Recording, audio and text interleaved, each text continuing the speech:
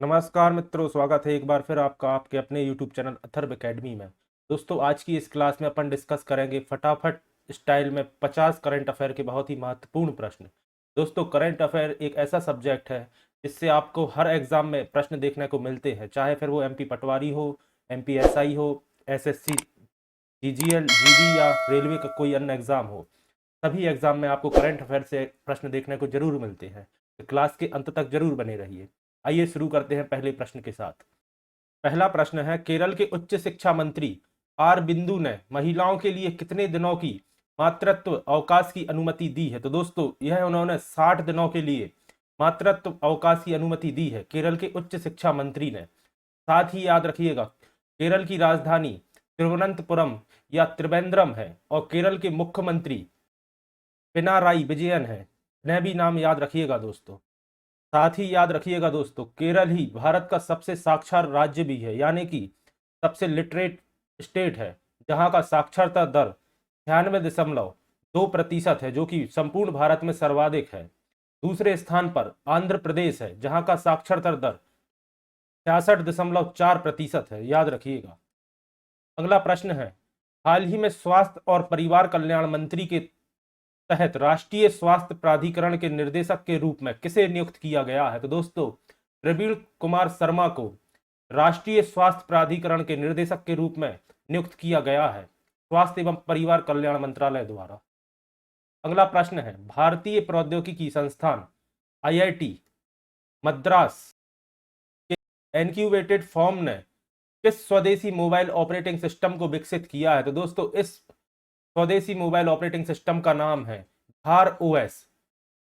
भार का मतलब दोस्तों भारत का शॉर्ट फॉर्म इन्होंने भार लिया है, और OS यानी ऑपरेटिंग सिस्टम, याद रखिएगा, IIT मद्रास ने। और दोस्तों, यह प्रश्न इस तरह से है कि 50 प्रश्नों से ही आपको 100 से 150 प्रश्न बन सकते हैं। जैसे प्रश्न पूछा जा सकता है कि किसने विकसित किया है, तो याद रखिएगा IIT मद्रास ने किया है। अगला प्रश्न है, हाल ही में 115 साल की, यहाँ मिसप्रिंट है थोड़ी सी, स्पेन में रह रही अमेरिकी मूल की महिला एक नया वर्ल्ड रिकॉर्ड अपने नाम करते हुए Guinness book of world record में अपना नाम दर्ज किया है। उनका नाम पूछा गया है, तो दोस्तों उनका नाम है मारिया ब्रानास मोसेस, याद रखिएगा, जो कि स्पेन में रहती हैं, 115 साल की और अमेरिकी मूल की रहने वाली हैं, याद रखिएगा। अगला प्रश्न है, राजस्थान के रेगिस्तान में करीब पिछले एक सप्ताह से किन दो देशों का सैनिक अभ्यास साइक्लोन आयोजित किया गया है? तो दोस्तों, यह भारत और मिस्र का संयुक्त सैन्य अभ्यास था, जो कि राजस्थान में आयोजित किया गया। अगला प्रश्न है, भू मालिकों को किस सरकार द्वारा सरकारी परियोजनाओं के लिए उनकी संपत्ति से जमीन खरीदने हेतु किए गए भूमि पोर्टल के तहत 44 करोड़ की कीमत की 68 एकड़ जमीन खरीदने को मंजूरी मिली है? तो दोस्तों, यह हरियाणा सरकार द्वारा मंजूरी मिली है, 44 करोड़ की 68 एकड़ जमीन, याद रखिएगा। अगला प्रश्न है, 22 जनवरी को इंटरनेशनल सोसाइटी फॉर कृष्णा को नियंत्रित द्वारा झीलों की नगरी उदयपुर के किस गांव में चलने वाले इस्कॉन मंदिर श्री राधा गिरधारी उपवन का शिलान्यास किया गया है? तो दोस्तों, यह गांव का नाम है चीरवा, जो कि उदयपुर जिले के अंतर्गत आता है, उदयपुर राजस्थान में। अगला प्रश्न है, छत्तीसगढ़ के बस्तर में कांकेर घाटी राष्ट्रीय उद्यान के पराली बॉर्डर गांव में केले के बागवान में किस नाम से जाने जाने वाला एक दुर्लभ नारंगी रंग का चमगादड़ देखा गया है? तो दोस्तों, इस चमगादड़ का नाम है पेटेंट बैट।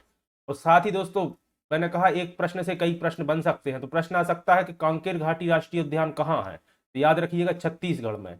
या फिर यह चमगादड़ किस बागवान में पाया गया है? तो केले के बागवान में, याद रखिएगा। अगला प्रश्न है, भारतीय पुरातत्व सर्वेक्षण, जिसे ASI नाम से जाना जाता है, आर्कियोलॉजिकल सर्वे ऑफ इंडिया, ने जनवरी 2023 में बिहार के नालंदा जिले में विश्व धरोहर स्थल नालंदा महाविहार के परिसर के भीतर कितने साल पुराने दो लघु स्तूपों की खोज की है? तो दोस्तों, नालंदा महाविहार में 1200 वर्ष पुराने दो लघु स्तूपों की खोज की गई है ASI द्वारा। साथ ही प्रश्न अगर पूछा जाए भारतीय पुरातत्व सर्वेक्षण यानी कि ASI का मुख्यालय कहाँ है, तो याद रखिएगा देहरादून में है, और इसकी स्थापना वर्ष 1861 में की गई थी। यह भी फैक्ट याद रखिएगा दोस्तों। अगला प्रश्न है, किसे हाल ही में Bharat bill payment operating unit के रूप में संचालित करने के लिए भारतीय रिजर्व बैंक यानी कि आरबीआई ने अंतिम स्वीकृति प्राप्त हुई है? किसे स्वीकृति प्राप्त हुई है? तो दोस्तों यह हुई है पेटीएम पेमेंट बैंक के लिए। अगला प्रश्न है, गज कैपिटल बिजनेस बुक प्राइज 2022 के विजेता के रूप में किसे चुना गया है? तो दोस्तों हरीश दामोदर को चुना गया है गज कैपिटल बिजनेस बुक प्राइज 2022 के लिए। अगला प्रश्न है, प्रधानमंत्री नरेंद्र मोदी ने कर्नाटक के कलबुर्गी और यादगीर जिलों में कितने करोड़ रुपए की परियोजनाओं का लोकार्पण एवं शिलान्यास किया है? तो दोस्तों याद रखिएगा 10,800 करोड़ रुपए की परियोजनाओं का लोकार्पण एवं शिलान्यास किया है प्रधानमंत्री नरेंद्र मोदी द्वारा, याद रखिएगा। अगला प्रश्न है, यमुना की सफाई के लिए कितने करोड़ रुपए के पूरक अनुदान को हाल ही में दिल्ली विधानसभा ने मंजूरी दे दी है? तो दोस्तों 1028 करोड़ की राशि को मंजूरी दी गई है यमुना की सफाई के लिए दिल्ली विधानसभा द्वारा, याद रखिएगा। अगला प्रश्न है, हाल ही में किस प्रख्यात कवि एवं ज्ञानपीठ पुरस्कार विजेता का निधन हो गया है? तो दोस्तों नीलमणि फुकन जी का निधन हाल ही में हुआ है, जो कि एक प्रख्यात कवि है और ज्ञानपीठ पुरस्कार विजेता भी है। अगला प्रश्न है, देश की प्रथम helper robotic exoskeleton gait therapy machine का हाल ही में कहां लोकार्पण किया गया है? तो दोस्तों यह उदयपुर में किया गया है।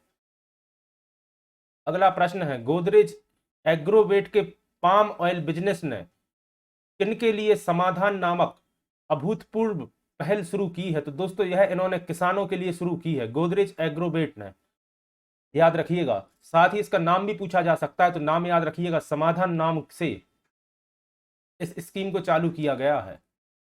अगला प्रश्न है, हाल ही में चलाई जा रही गर्ल्स फॉर टेक एजुकेशन पहल के दूसरे फेज की शुरुआत किसने की है? तो दोस्तों यह शुरुआत मास्टर कार्ड ने की है,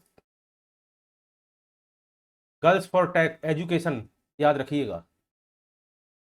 अगला प्रश्न है, ऑस्ट्रेलिया में हाल ही में जैविक विज्ञान के क्षेत्र में नवीन शोधकर्ताओं और उद्यमियों के लिए कितने करोड़ ऑस्ट्रेलियाई डॉलर की राशि की घोषणा की गई है? तो दोस्तों 4 करोड़ ऑस्ट्रेलियाई डॉलर की राशि की घोषणा की गई है जैविक विज्ञान एवं नवीन शोधकर्ताओं और उद्यमियों के लिए, याद रखिएगा। फिर प्रश्न है, मशहूर लिटरेचर फेस्टिवल, दोस्तों काफी महत्वपूर्ण प्रश्न है, इससे पहले भी कई बार पूछा जा चुका है।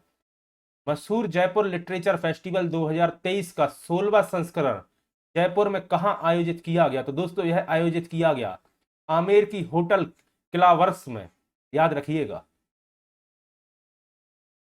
अगला प्रश्न है, उत्तर प्रदेश के किस शहर को केंद्र सरकार ने 9 सिटी चैलेंज योजना में शामिल किया है? तो दोस्तों यह उन्होंने अयोध्या को शामिल किया है 9 सिटी चैलेंज योजना में। अगला प्रश्न है, चीन के किस शहर में 30 जनवरी 2023 से कोविड-19 से संक्रमित लोगों के लिए आइसोलेशन के नियम को खत्म कर दिया गया है? तो दोस्तों चीन के हांगकांग में यह नियम खत्म कर दिया गया है 30 जनवरी 2023 से। अगला प्रश्न है, दक्षिण अफ्रीका के किस महान बल्लेबाज ने क्रिकेट के हर प्रारूप को अलविदा कह दिया है, यानी कि संन्यास ले लिया है? तो दोस्तों हाशिम अमला ने क्रिकेट के हर प्रारूप से संन्यास ले लिया है, याद रखिएगा। अगला प्रश्न है, हाल ही में विश्व आर्थिक मंच किस शहर को चौथी औद्योगिक क्रांति के केंद्र की स्थापना के लिए चुना है? तो दोस्तों विश्व आर्थिक मंच ने हैदराबाद, जो कि तेलंगाना की राजधानी है, इसके लिए औद्योगिक क्रांति के केंद्र की स्थापना के लिए चुना है, याद रखिएगा। अगला प्रश्न है, फुटबॉल के इतिहास में सर्वप्रथम व्हाइट कार्ड किस देश की लीग मैच के दौरान दिखाया गया? तो दोस्तों पुर्तगाल लीग के द्वारा सर्वप्रथम व्हाइट कार्ड दिखाया गया। दोस्तों जैसा कि आप सभी जानते होंगे, फुटबॉल में रेड एवं येलो कार्ड दिखाए जाते थे अनुशासनहीनता एवं अन्य नियमों को तोड़ने के लिए, और इसके विपरीत व्हाइट कार्ड की शुरुआत की गई है, जो कि अनुशासित खिलाड़ियों एवं टीम के सहयोगी मेंबर्स के लिए चुना गया है, याद रखिएगा। अगला प्रश्न है, प्रसिद्ध हिंदुस्तानी गायिका डॉक्टर प्रभा अत्रे को हाल ही में किस अवार्ड से सम्मानित किया गया है? तो दोस्तों डॉक्टर प्रभा अत्रे को लाइफ टाइम अचीवमेंट अवार्ड से सम्मानित किया गया है, याद रखिएगा। अगला प्रश्न है, फील्ड म्यूजियम के वैज्ञानिकों ने हाल ही में किस महाद्वीप पर 17 पाउंड के बड़े उल्का पिंड की खोज की है? तो दोस्तों यह खोज अंटार्कटिका में की गई है, 17 पाउंड के उल्का पिंड की, याद रखिएगा।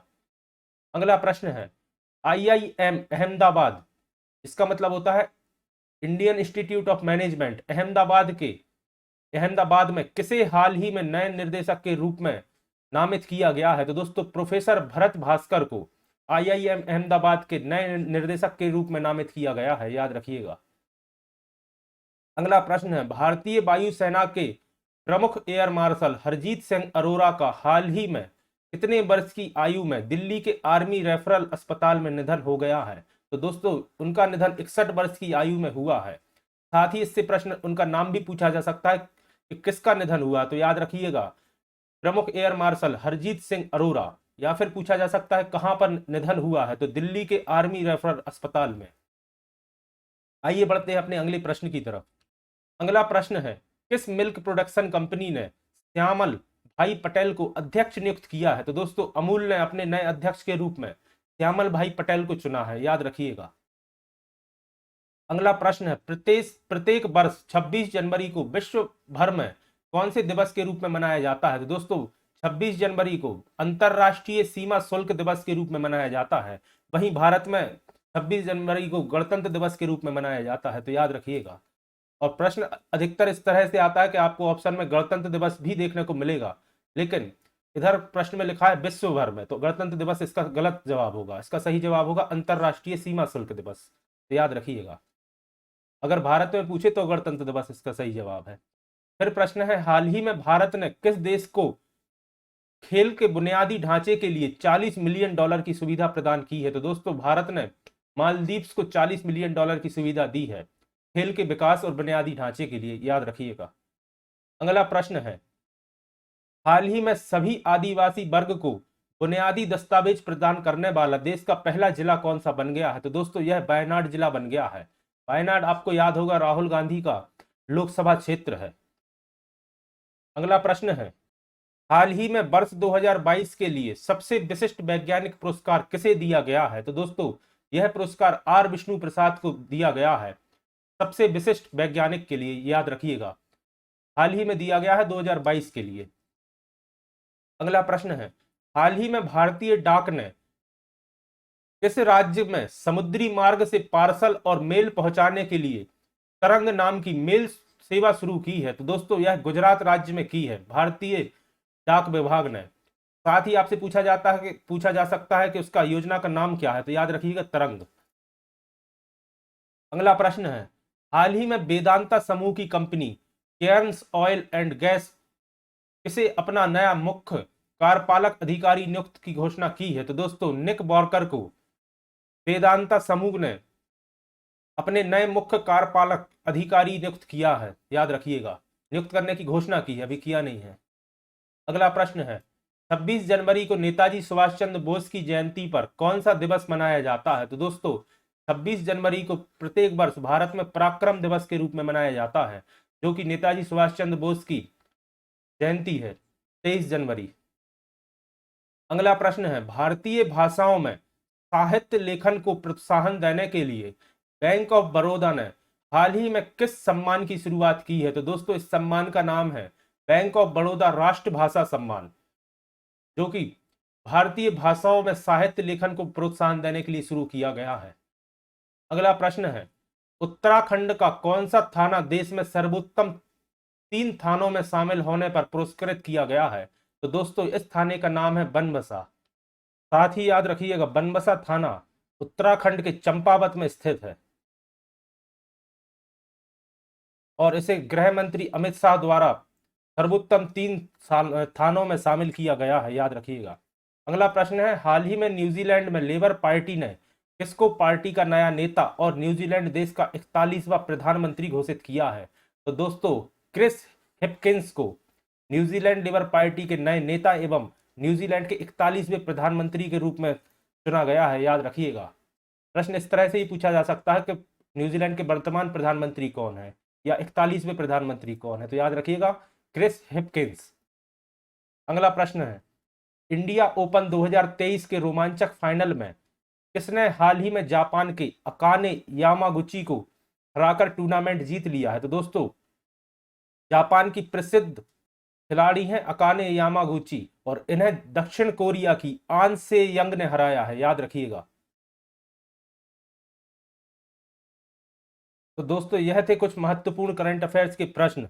आशा करता हूं यह आपके लिए उपयोगी साबित होंगे। अगर आप चैनल पर नए हैं और अभी तक आपने चैनल को सब्सक्राइब नहीं किया है तो चैनल को सब्सक्राइब करें, और अगर आज की वीडियो आपको पसंद आई है तो वीडियो को लाइक करें। साथ ही मैं आपको बताना चाहूंगा, अथर्व एकेडमी चैनल पर करंट अफेयर की कंटिन्यू सीरीज मैंने स्टार्ट की है, जिसमें डेली एक वीडियो नेशनल लेवल के करंट अफेयर पर मैं अपलोड करूंगा। साथ ही पटवारी के एग्जाम के एनालिसिस की वीडियो भी मैं डेली अपलोड करता हूं, जो कि जिनका पटवारी का एग्जाम है उनके लिए काफ़ी उपयोगी साबित हो रही है, क्योंकि लगातार प्रश्न पटवारी एग्जाम में रिपीट या तो एज इट इज देखने को मिल रहे हैं या फिर सेम टॉपिक से रिपीट हो रहे हैं। तो अगर आपका भी पटवारी का एग्जाम है तो उस सीरीज को भी जाकर एक बार जरूर देखिए। धन्यवाद दोस्तों।